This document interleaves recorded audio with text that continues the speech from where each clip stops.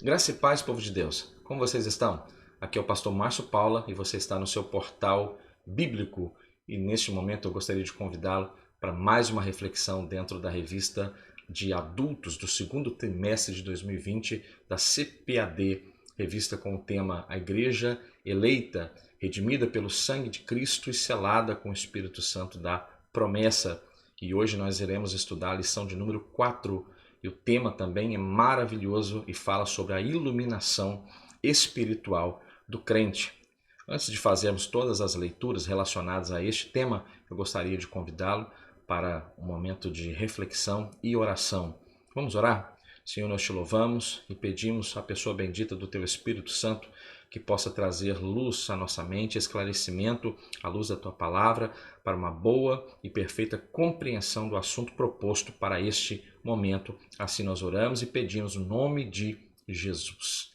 Eu gostaria de fazer todas as leituras relacionadas a este assunto, mas antes eu gostaria de pedir a você que tem acionado este canal, este portal bíblico, você que tem acompanhado todo o conteúdo que nós temos produzido para este canal, você que tem gostado, você que tem curtido os vídeos, que você possa se inscrever neste canal, acionar o sininho para que o YouTube possa notificá-lo todas as vezes que este canal produzir algum conteúdo e que você possa também compartilhar no seu grupo familiar, no seu grupo eclesiástico, para um auxílio bíblico teológico para a sua edificação espiritual. Vamos então fazer a leitura deste material maravilhoso para hoje. O texto separado para o nosso texto áureo está na carta de Paulo aos Efésios, capítulo 1, versículo 17, que diz: para que o Deus de nosso Senhor Jesus Cristo, o Pai da glória, vos dê em seu conhecimento o espírito de sabedoria e de revelação.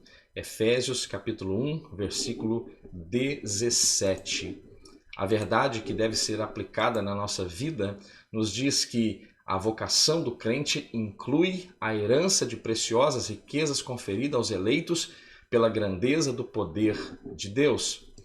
E a nossa leitura bíblica diz que, pelo que ouvindo eu também a fé que entre vós há no Senhor Jesus e o vosso amor para com todos os santos, não cesso de dar graças a Deus por vós, lembrando-me de vós nas minhas orações, para que o Deus de nosso Senhor Jesus Cristo, o Pai da glória, vos dê em seu conhecimento o espírito de sabedoria e de revelação, tendo iluminados os olhos do vosso entendimento, para que saibais qual seja a esperança da sua vocação e quais as riquezas da glória da sua herança nos santos, e qual o sobreexcelente grandeza do seu poder sobre nós, os que cremos segundo a operação da força do seu poder, que manifestou em Cristo, ressuscitando-o dos mortos e pondo-o à sua direita nos céus, acima de todo principado e poder e potestade e domínio e de todo nome que se nomeia, não só neste século, mas também no vindouro, e sujeitou todas as coisas a seus pés, e sobre todas as coisas o constituiu como cabeça da igreja, que é o seu corpo, a plenitude daquele que cumpre tudo em todos. Nós estamos refletindo dentro da carta do apóstolo Paulo à igreja de Éfeso, e este assunto, desde a primeira lição, tem falado e tem trazido grande enriquecimento espiritual para a nossa vida cristã. Como já é sabido dos irmãos, este assunto é relacionado à carta aos Efésios e o pastor comentarista é o pastor Douglas Batista. E esta revista da CPAD tem um tema maravilhoso e que traz grande edificação para a nossa vida. Nós temos que entender, através da reflexão deste tema proposto para todo este segundo trimestre de 2020, que o plano da salvação divina revela uma santa vocação, as riquezas da herança divina e a grandeza do poder de Deus. Veja, uma vez salvos, nós somos vocacionados para a santidade, para o serviço e a participação gloriosa de tudo que está reservado para nós na eternidade. Uma vez salvos, desfrutamos das riquezas da glória divina, experimentando, por exemplo, o perdão dos nossos pecados, vivemos agora a adoção de filhos e também almejamos e vivemos em expectação pelas gloriosas revelações eternas que a nós serão reveladas. E uma vez salvos, mais uma vez, nós entendemos que nós seremos, então, a exemplo de Jesus Cristo, glorificados. E é sobre tudo isso que nós iremos discorrer a partir deste momento. Nós vamos estudar com afinco, nós vamos estudar com zelo, nós vamos estudar com total atenção a respeito das bênçãos espirituais e a profunda esperança que cada crente deve guardar estando em Cristo Jesus. O tema é a iluminação espiritual do crente. Nós já fizemos todas as leituras pertinentes ao assunto, mas nós temos alguns objetivos que devem ser alcançados no final dessa reflexão. O objetivo geral diz que devemos esclarecer a dimensão de nossa chamada, compreender a dimensão da nossa chamada, quanto às riquezas da herança divina e quanto à grandeza do poder de Deus. Alguns objetivos específicos também importantes devem ser alcançados e, dentre esses objetivos, nós devemos destacar a vocação e as riquezas da glória inclusas na herança divina, salientar que a grandiosidade do poder divino que opera em favor dos cristãos e expressar o exemplo de exaltação na pessoa bendita de Jesus Cristo. E nós vamos adentrar agora nesta reflexão maravilhosa e eu peço que você tenha toda a atenção. Esta lição será ministrada no próximo domingo e eu estou convicto que muitas igrejas não estão tendo as suas EBDs, os cultos de escola bíblica dominical estão suspensos por causa desse período de quarentena e que você possa usar este conteúdo, você tem toda a liberdade de usar este conteúdo para auxiliá-lo, como um subsídio bíblico, para você direcionar aos membros da sua igreja para que eles possam refletir dentro deste assunto tão maravilhoso que nos fala hoje a respeito da iluminação espiritual do crente. Nós ainda estamos no primeiro capítulo e o apóstolo Paulo, o apóstolo dos gentios, ainda continua numa longa sequência e de uma sentença que nós podemos dividir da seguinte forma. Primeiro, ação de graça do capítulo 1, dos versículos 15 ao 16, uma oração intercessora, versículos 17 ao versículo 19, e confissão de louvor e exaltação ao Senhor, nos versículos 20 ao versículo 23. Nessa sentença somos exortados a louvar ao Senhor pela nossa eleição e buscar a iluminação do Espírito para compreender a dimensão de nossa chamada e herança divina, bem como entender a grandeza do poder de Deus que é relacionado a mim e relacionado a você. Tenha em mente que quando o apóstolo Paulo ele fala desta iluminação, aqui o sentido é fazer com que alguém veja, fazer com que alguém compreenda. A busca pelo Espírito Santo do conhecimento pleno de Cristo, que a própria palavra nos apresenta, e conhecereis a verdade, e a verdade vos libertará. Como cristãos, como pessoas eleitas em Cristo, nós temos que ter esta mentalidade de que nós precisamos, ao longo da nossa trajetória cristã, ao longo da nossa caminhada cristã, nós dependemos integralmente da pessoa bendita do Espírito Santo, que é aquele que nos leva a compreender a dimensão de todas as riquezas espirituais que estão reservadas e predestinadas aos eleitos em Cristo. O ponto central desta reflexão diz que a herança de riquezas preciosas e que são espirituais são conferidas aos eleitos e faz parte da vocação do cristão. O primeiro ponto desta reflexão tem um subtítulo que apresenta o seguinte tema: a esperança da vocação e as riquezas da glória.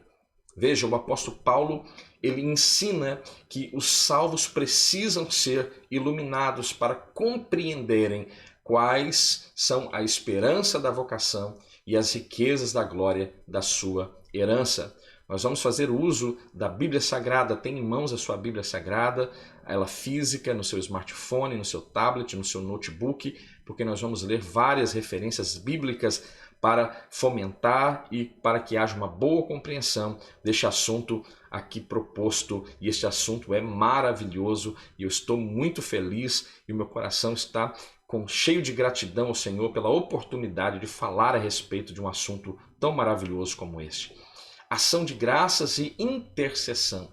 O apóstolo dos gentios aqui se alegra em dar graças a Deus pela vida de cada um dos eleitos e por todas as bênçãos espirituais recebidas. Lá em Efésios 1, versículo 16, o apóstolo Paulo diz: eu não cesso de dar graças a Deus por vós, lembrando-me de vós nas minhas orações. Veja o posicionamento do cristão, ele intercede, ele não cessa de orar pela vida dos eleitos, e assim é o exemplo de Paulo, e este exemplo de Paulo precisa ser também uma prática na nossa vida diária. Então veja, quando o apóstolo Paulo ele intercede por aqueles que são eleitos em Cristo, e nós vamos perceber que agora ele também faz menção de todas as bênçãos espirituais que foram recebidas, tais como a eleição, a predestinação, a filiação e o dom do Espírito Santo. Ele intercede para que seja concedido aos seus leitores. Veja a preocupação do apóstolo Paulo. Ele, na sua intercessão, o foco da sua intercessão é para que cada um dos leitores, para cada um que tiverem acesso à sua palavra direcionada aos irmãos da igreja de Éfeso, sejam esclarecidos, pelo espírito de sabedoria e também pelo espírito de revelação. E aqui nós temos que tratar com muito cuidado sobre este assunto, e a melhor compreensão para este tema relacionado à sabedoria. Aqui o sentido é de discernimento, conhecimento e aplicação prática deste conhecimento na vida cristã, com uma boa percepção natural, moral e até mesmo espiritual. E o termo revelação aqui vem até mesmo da palavra grega apocalipse, que aqui tem o sentido de remover o véu da ignorância, da escuridão, através da luz sob a qual agora estamos vivendo. Instrução, aquilo que estava encoberto e que agora está claro diante de nós. É exatamente isso que acontece comigo e com você quando nós agora estamos em Cristo, quando Cristo está em nós. O Espírito Santo traz todo este entendimento, Não vivemos mais nas trevas da ignorância, mas estamos agora sob a sua maravilhosa luz. O apóstolo Paulo estava ciente de quão maravilhoso é o Evangelho. E nós temos que pregar o Evangelho. Nós temos que pregar a palavra a tempo, a fora de tempo. O Evangelho é a ferramenta que está nas nossas mãos para que nós sejamos instrumentos de Deus para alcançar almas para Ele. Veja, mas mesmo de quão impossível é alguém perceber a glória destas boas novas sem ser ensinado por Deus. Veja a necessidade de sermos instruídos por Deus. Em 1 Coríntios, capítulo 2, nós vamos ver esta verdade do versículo 13 ao versículo 14. O mesmo apóstolo Paulo, escrevendo aos irmãos de Corinto, diz: os quais também falamos, não com palavras que a sabedoria humana ensina, mas com as que o Espírito Santo ensina, comparando as coisas espirituais com as espirituais. Ora, o homem natural não compreende as coisas do Espírito de Deus, porque lhe parecem loucura, e não pode entendê-las, porque elas se discernem de forma espiritual, se discernem espiritualmente. É por isso que o cristão eleito, o cristão agora predestinado a todas essas bênçãos espirituais, necessita que o Espírito Santo lhe coloque sabedoria e lhe coloque este espírito de revelação, para que possamos compreender e discernir espiritualmente aquilo que é necessário que compreendamos e que tenhamos um bom discernimento. Por isso, ele rogava para que os cristãos recebessem a capacidade de compreenderem por meio do Espírito Santo a esperança da sua chamada, compreendesse também a respeito das riquezas da herança e a grandeza do poder de Deus. Aqui em Efésios capítulo 1, versículo 18 e 19, este apóstolo tão maravilhado e tão inspirado pelo Espírito Santo de Deus, ele diz: eu oro também para que os olhos do coração de vocês sejam iluminados, a fim de que vocês conheçam a esperança para a qual ele os chamou, as riquezas da glória, da gloriosa herança dele nos santos e a incomparável grandeza do seu poder para conosco, os que cremos, conforme a atuação da sua poderosa força. Efésios 1, versículos 18 e 19. Nós estamos vocacionados. E qual é a esperança desta vocação? Em sua petição a Deus, o apóstolo Paulo intercede para que o Espírito Santo, veja, o Espírito Santo é a pessoa responsável por iluminar os cristãos, a fim de que eles passem a saber qual seja a esperança da sua vocação. Assim, eles seriam capazes de experimentar e conhecer profunda e espiritualmente os privilégios de serem então vocacionados. Podemos dizer que tal esperança divide-se pelo menos em 3 aspectos, e eu peço que você acompanhe comigo a leitura destes aspectos. O primeiro, Deus chamou pessoas no passado. 2 Timóteo 1, versículo 9, nos diz que nos salvou e nos chamou com uma santa vocação, não em virtude de nossas obras, mas por causa da sua própria determinação e graça. Esta graça não nos foi dada pelas nossas obras. Veja, esta graça nos foi dada em Cristo Jesus, desde os tempos eternos. 2 Timóteo 1, versículo de número 9. Então nós somos chamados já desde os tempos mais remotos, desde os tempos eternos. Ou seja, uma chamada em que ele, o próprio Deus, teve a iniciativa por meio da eleição em Cristo, do qual nós fazemos parte. Você crê que você faz parte? Comente aí e deixe o seu comentário a respeito do seu posicionamento a respeito da eleição e da predestinação. Se você tem uma boa compreensão, se esse canal tem lhe ajudado a ter uma boa compreensão a respeito do assunto. Segundo, a chamada abrange serviço e também abrange santificação agora na nossa vida presente. E essa santificação ela é progressiva e nós precisamos nos atentar para este aspecto de santificação, porque é um detalhe que para muitos passam despercebidos, mas é um detalhe muito importante para aqueles que desejam viver ao lado de Deus por toda a eternidade. Seguir a paz com todos e a santificação sem a qual ninguém verá a Deus. Então veja, esta santificação ela faz parte da nossa vida presente. Filipenses 3, versículo 14, o apóstolo Paulo diz: eu prossigo para o alvo, pelo prêmio da soberana vocação de Deus em Cristo Jesus. A igreja não pode ficar estagnada, mas a igreja precisa avançar para este alvo, e este alvo é Cristo. Isto é, achar-se irrepreensível.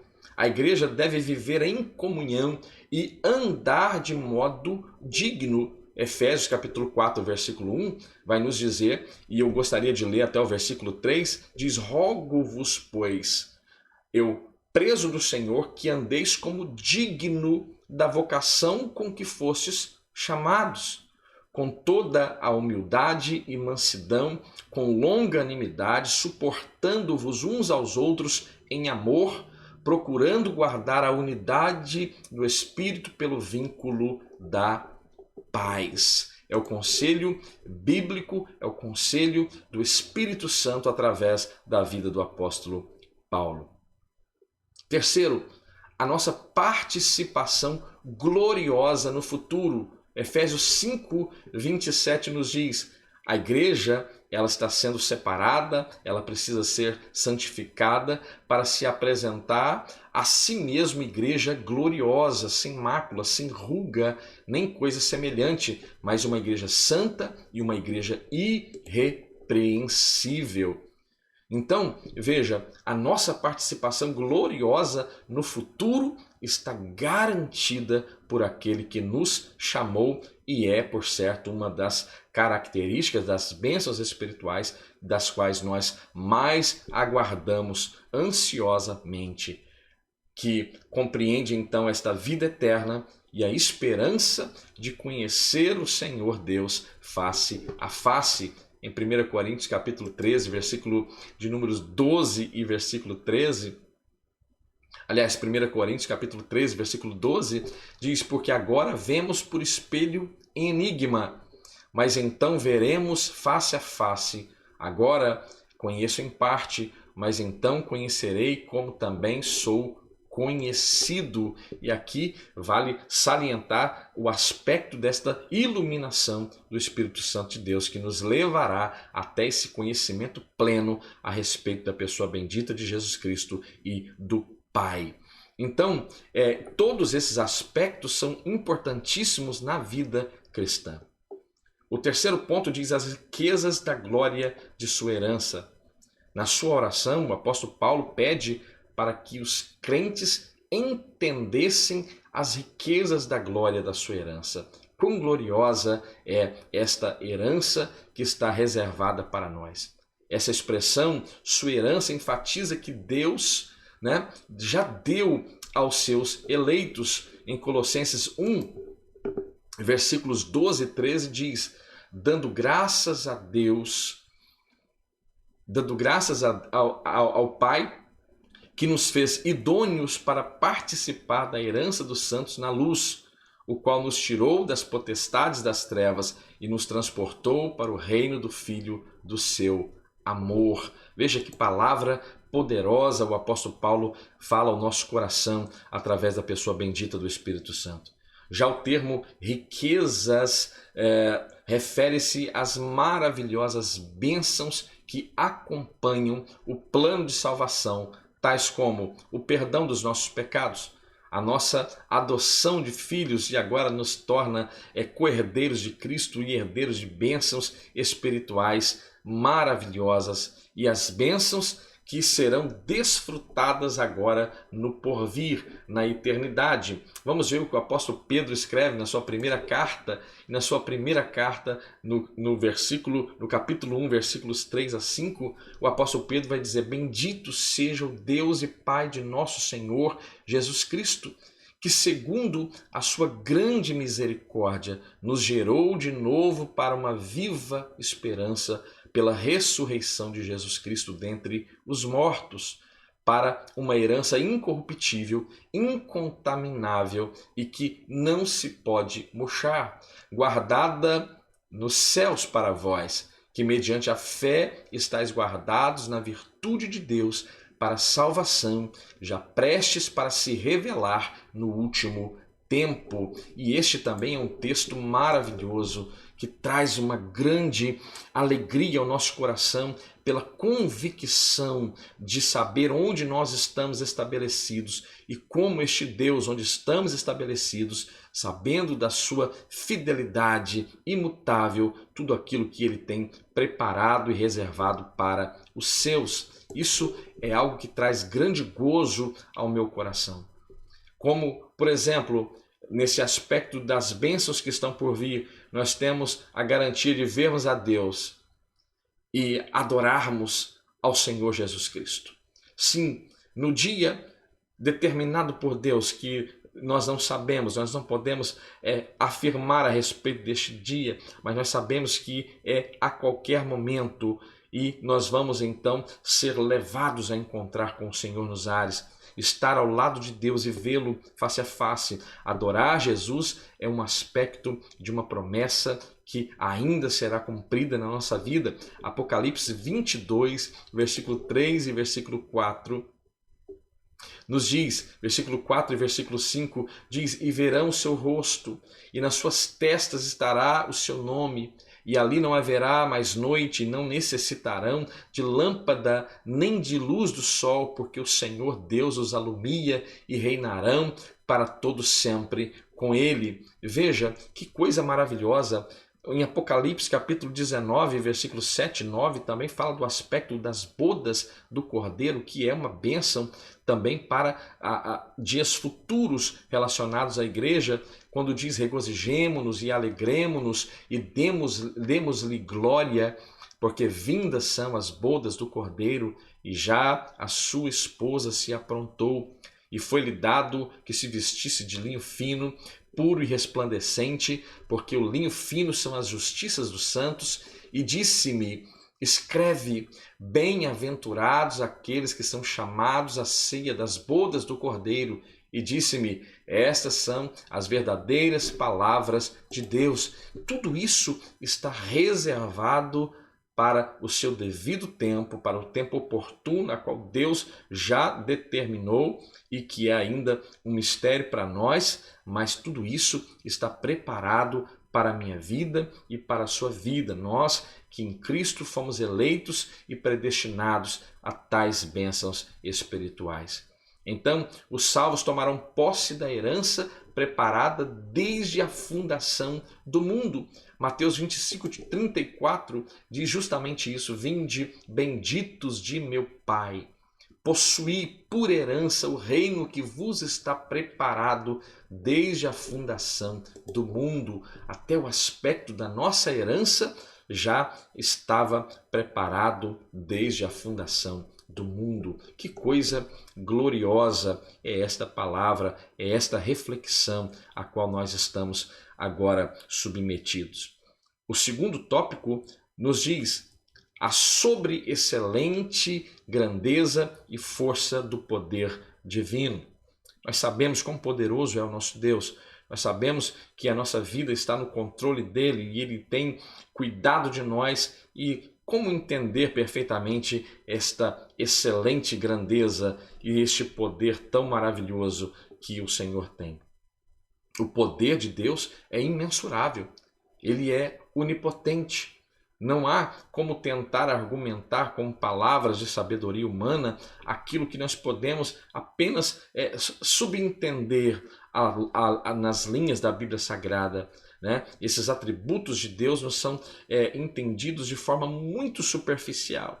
A nossa mente não nos pode levar a compreender Deus como Ele é na sua totalidade, mas nós sabemos que o seu poder é imensurável. Esse Deus onipotente, nada pode detê-lo. O profeta Isaías diz: antes que houvesse dia eu sou, e não há quem possa fazer escapar das minhas mãos, porque operando eu, quem impedirá? Eu gosto de dizer que quem pode se levantar no mundo terreno, no mundo espiritual, se opor a Deus, né, e permanecer de pé?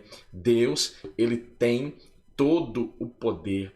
E nesta carta aos Efésios, o apóstolo Paulo tenta se esmerar, né, com todo o esforço para traduzir de forma graciosa, grandiosa, a eficácia deste poder que opera em favor da minha vida e em favor da sua vida. Veja, a sobreexcelente grandeza do seu poder. O apóstolo orou para que os salvos pudessem entender a sobreexcelente grandeza do poder de Deus. Perceba que a palavra sobreexcelente aqui está na forma de um adjetivo que tem o mesmo sentido de algo extraordinário.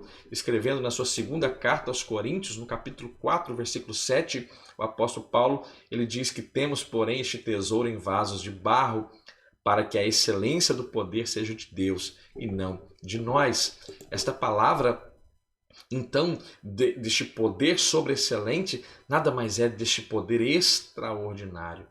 Já a expressão seguinte, traduzido por grandeza, não tem nenhum outro objetivo senão enaltecer a magnitude do poder de Deus, que tudo sobrepuja. O poder de Deus sobrepuja a todas as coisas. Mateus capítulo de número 26 e o versículo 64 diz, né? Digo-vos, porém, que vereis em breve o Filho de Deus assentado à direita do poder e vindo sobre as nuvens do céu. Mais uma promessa de aspecto futuro, escatológico, e a igreja está totalmente preparada para viver todo este contexto, porque eu estou convicto de que você que está acompanhando esta lição, você tem buscado a Deus, tem buscado viver uma vida de santificação. Então, quando a trombeta soar, nós seremos levados a encontrar com Ele nos ares. O termo dunamis, aqui traduzido por poder, indica feitos miraculosos que requerem força fora de medida. E nós encontramos esta força sobrenatural, fora de todo o contexto terreno e humana, né? Ao longo de todo o ministério de Jesus Cristo, ao longo de todo o ministério dos discípulos de Jesus, dos apóstolos de Jesus, nós vemos este poder sendo visto de forma clara até nos primeiros séculos, na época dos pais da igreja, e nós precisamos orar para que tais sinais tão maravilhosos também possam continuar acontecendo nos dias de hoje.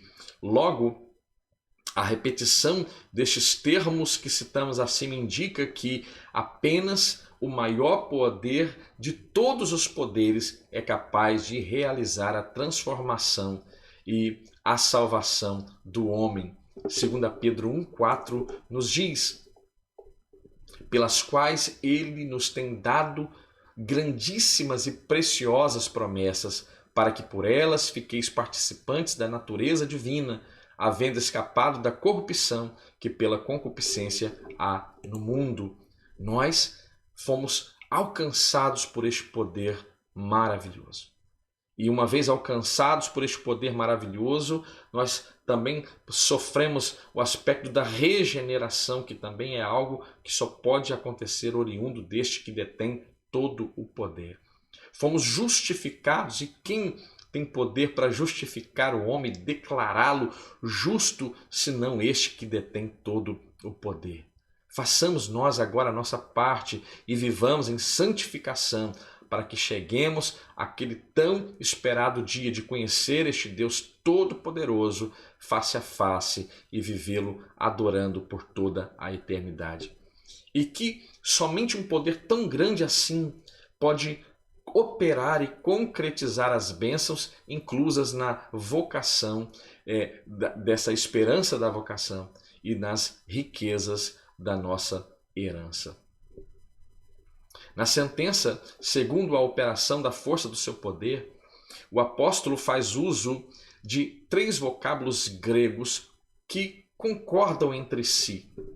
A primeira palavra, operação, aqui é a tradução de energia e significa eficácia, sinalizando a ideia de poder em atividade. Segundo, a expressão força vem do termo kratos, que traz a ideia de intensidade. E finalmente, ischus, que indica o poder inerente de Deus. Este poder é inerente de Deus. João 1, versículo 12 nos diz: mas a todos quantos o receberam, deu-lhes o direito de serem chamados filhos de Deus, aos que creem no seu nome. Somente quem tem tanto poder inerente a si mesmo pode declarar aqueles que recebem a Cristo como seus filhos por adoção. Este tema, ele é maravilhoso para estes dias nos quais estamos vivendo. A associação desses conceitos revela o poder potencial de Deus, que, inerente à sua natureza divina, opera em favor dos que creem. Veja, nós temos todo este poder de Deus, que ele é a fonte de todo poder, operando em favor da sua igreja. operando em favor da minha vida e em favor da sua vida. E o caráter que apenas nos é exigido é crer, né? Então, quando creio de fato em Cristo, este poder pode ser exercido de forma intensa, de forma eficaz e de forma tão maravilhosa como vimos aqui, esta operação que é inerente à pessoa do nosso Deus. Para aprofundar essa impressionante descrição, o apóstolo Paulo apresenta 3 exemplos irrefutáveis da força do poder deste Deus. Veja, ele ressuscitou o seu próprio Filho, a ressurreição de Jesus Cristo. A sua ascensão e agora está assentado à destra de Deus nos céus. É aquilo que depreende de toda a Bíblia, né? E que nós podemos ver aqui em Efésios 1, versículo 20, que manifestou em Cristo, e agora este poder é manifesto ressuscitando-o dentre os mortos, e este poder também é manifesto porque este Deus que o ressuscita dentre os mortos o põe à sua direita nos céus. Que palavra maravilhosa! Terceiro, a sua elevação acima de todo o domínio. Efésios também vai nos dizer a respeito desta verdade. Efésios 1, versículo 21 e versículo 22. Acima de todo o principado e poder e potestade e domínio e de todo nome que se nomeia, não só neste século, mas também no vindouro. E sujeitou todas as coisas a seus pés. E veja, e sobre todas as coisas o constituiu como cabeça da igreja.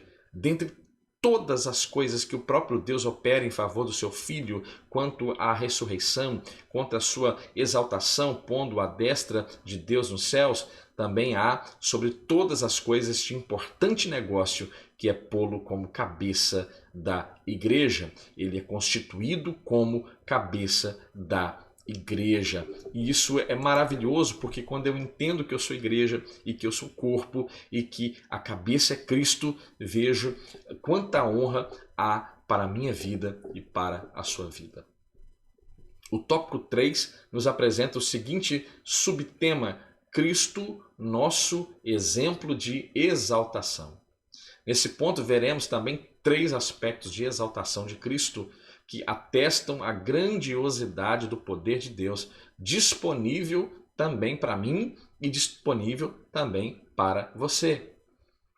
Cristo, as primícias do que dormem. Paulo enfatiza que o poder de Deus se manifestou em Cristo ressuscitando dos mortos. E uma vez ressuscitando dos mortos, o elevou e o pôs assentado à destra de Deus lá no céu. De fato, o Novo Testamento descreve a ressurreição de Cristo em vários momentos como obra do poder de Deus. Em Atos 17, versículo 31, diz: porquanto tem determinado um dia em que a justiça há de julgar o mundo por meio do homem que destinou, e disso deu certeza a todos. E como ele garantiu isso a todos? Ressuscitando dentre os mortos. Veja, esta é a palavra que está inserida em Atos dos Apóstolos, capítulo 17, versículo 31. Ao ressurgir dentre os mortos, Cristo foi feito as primícias dos que dormem. Vamos ver o que está escrito em 1 Coríntios, capítulo 15, versículos 20 ao versículo 22, que diz: porque assim como a morte veio por um homem, também a ressurreição dos mortos veio por um homem. Porque assim como todos morrem em Adão, assim também todos serão vivificados em Cristo. 1 Coríntios 15, 20 a 22. Veja, no Antigo Testamento, esta palavra era usada a respeito das primícias, esta palavra era usada e era uma das festas importantes em Israel, e era usada para... como um sinal de gratidão do povo, né, dentre os seus primeiros grãos colhidos, do primeiro fruto do ventre dos seus animais, e que eram oferecidos em gratidão a Deus. Veja, Jesus, por certo, morre na sexta-feira, e ele é oferecido como nosso Cordeiro Pascal, e ele vai ressuscitar quando os judeus estão justamente celebrando a festa das primícias, Porque a festa das primícias ela se dava justamente no dia posterior ou no dia que seguia ao sábado, né, que era posterior à Páscoa. Então veja, Jesus ele vai ressuscitar justamente no dia em que os judeus estão celebrando a festa das primícias. E aqui também há esta inferência para esta declaração do apóstolo Paulo de que Cristo é, de fato, as primícias dos que dormem. Assim sendo, a ressurreição de Jesus é a garantia de que seremos ressuscitados. Em 1 Tessalonicenses capítulo 4, versículo 14, o apóstolo Paulo diz que nós temos que consolar uns aos outros com essas palavras, né, a respeito deste final do capítulo 4 da primeira carta aos Tessalonicenses, mas no versículo 14 ele diz: porque se cremos que Jesus morreu e ressuscitou, veja, porque se cremos que Jesus morreu e ressuscitou, porque se ele não tivesse ressuscitado, logo seria vã a nossa pregação. Logo seria vã todo o nosso trabalho, a nossa fé seria vã, mas ele ressuscitou. Assim também os que em Jesus dormem, Deus os tornará a trazer com ele, né? Então, que coisa maravilhosa, que promessa gloriosa e que garantia nós temos por estar em Cristo Jesus. O mesmo poder que ressuscitou a Cristo está disponível também para os salvos. Desse modo, os crentes vencerão a morte e se erguerão gloriosamente dos seus sepulcros para reinarem com Cristo eternamente. Filipenses 3, versículos 20 e 21 nos diz: mas a nossa cidade está nos céus, de onde também esperamos o nosso Salvador, o Senhor Jesus Cristo, que transformará o nosso corpo abatido para ser conforme o seu corpo glorioso, segundo o seu eficaz poder de sujeitar também a si todas as coisas. Que promessa maravilhosa para a minha vida e para a sua vida.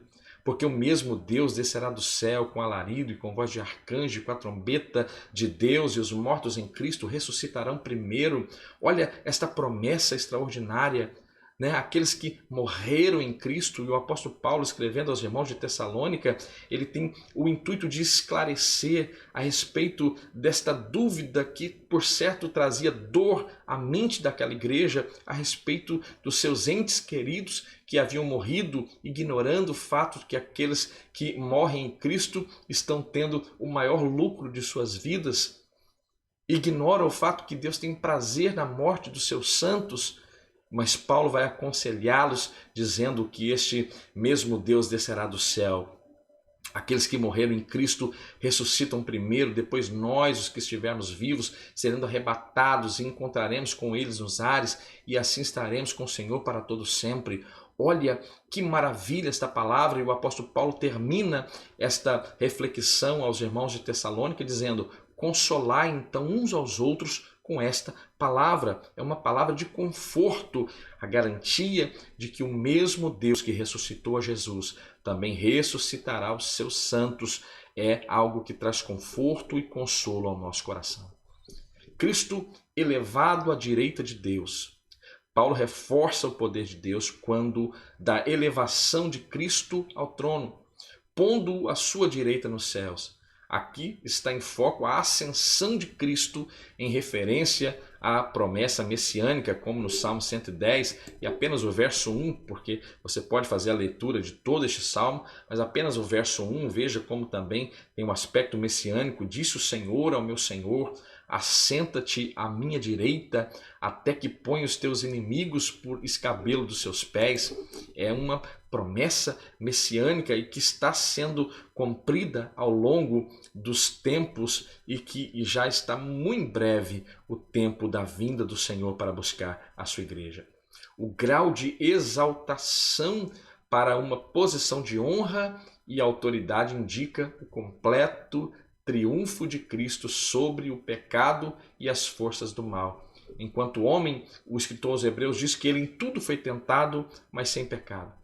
Paulo, escrevendo aos Colossenses, capítulo 2, versículo 15, ele diz: e despojando todos os principados e potestades, os expôs publicamente e deles triunfou em si mesmo. Veja, o Senhor triunfou sobre todo principado e potestade. O Senhor garantiu ali naquela cruz tal êxito e tal triunfo, como nós também triunfaremos uma vez estando nele. Esse triunfo também está assegurado para mim e para você, os salvos. 1 Coríntios 15, 56 e até os 57, eu gostaria de ler dos 55 ao 57, diz: onde está, ó morte, o teu aguilhão?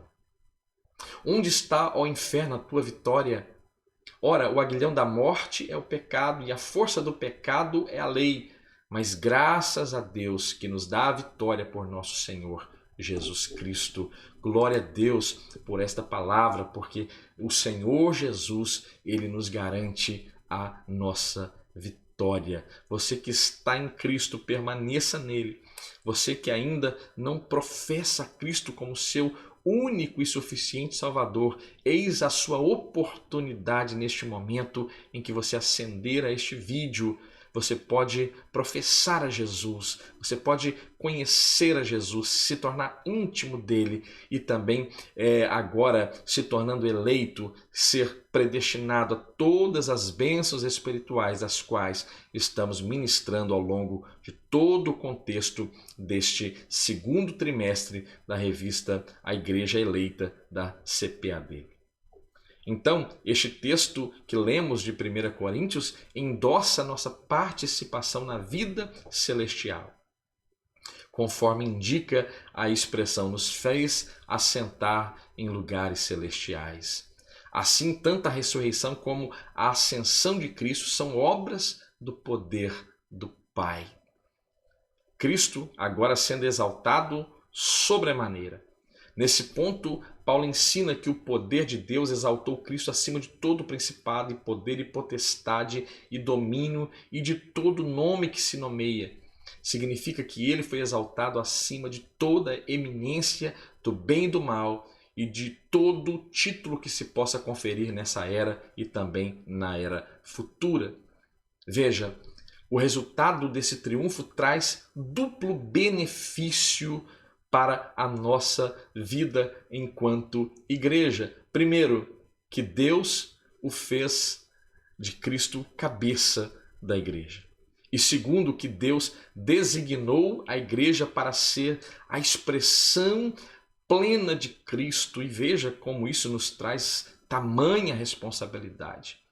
Isso significa que nenhum poder pode prevalecer contra a igreja do Senhor. Em Mateus 16, versículo 18, nós vemos a palavra de Jesus Cristo direcionada ao apóstolo Pedro, quando ele diz que as portas do inferno não prevalecerão contra a igreja de Jesus Cristo. A igreja que tem como pedra fundamental Jesus Cristo, sobre aqueles que professam que tu és o Cristo, o Filho do Deus vivo. Se atrai para si este fundamento e esta igreja então pode ser edificada e você se torna igreja e o nome do Senhor é glorificado. Para concluir esta reflexão, nós estamos já extasiados com as bênçãos espirituais e Paulo mantém o seu tom de adoração, né? E este tom de adoração elevado, glorioso, gracioso ao eterno Deus, uma atitude que deve ser também vista por nós e que seja um exemplo, tal demonstração de carinho e de devoção a Deus para a minha vida e para a sua vida, esta demonstração do apóstolo Paulo. A compreensão das dádivas da salvação demonstra o grande valor daquilo que Deus fez por nós. E você consegue compreender o que Deus fez por você? Primeiro, ele te reconciliou a Deus, salvou a sua vida, entregou-se na cruz do Calvário por amor à sua vida. E em breve ele vem também buscá-lo como igreja. Veja, dois eventos que jamais seríamos merecedores e nós nos tornamos alvos por tão grande amor com que nós fomos amados por este Deus maravilhoso. Seus atos poderosos viabilizam a transformação e a glorificação dos que creem no seu nome. E a expressão é aleluia. Louvado seja o nome do Senhor por esta palavra. E eu gostaria que você se tornasse íntimo de Deus através destas reflexões. Estamos falando da igreja eleita, estamos falando da igreja que foi comprada, lavada e remida no sangue do Cordeiro e que foi selada com o Espírito Santo da promessa.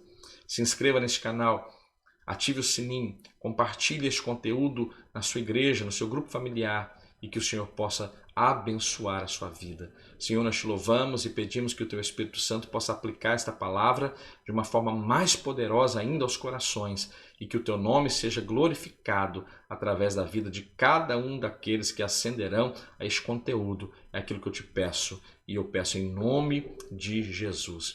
Que Deus abençoe a sua vida, fique bem, fique em paz e até a próxima.